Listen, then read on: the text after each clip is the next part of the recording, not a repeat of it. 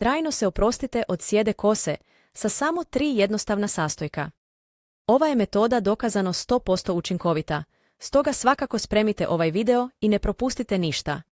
Vaša kosa će bez napora vratiti svoju prirodnu boju. Za početak prikupite svoja 3 osnovna sastojka.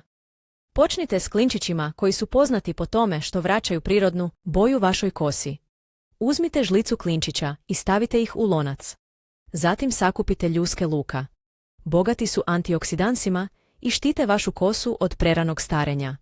Dodajte ljuske luka u lonac. Koristite 2 vrećice crnog čaja, jer je crni čaj izvrstan za potamnjivanje bijele kose. Dodajte šalicu vode u lonac.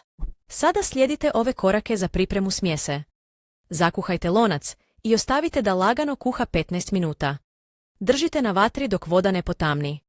Smjesu procijedite pomoću cjedila i spremite u staklenu posudu za svakodnevno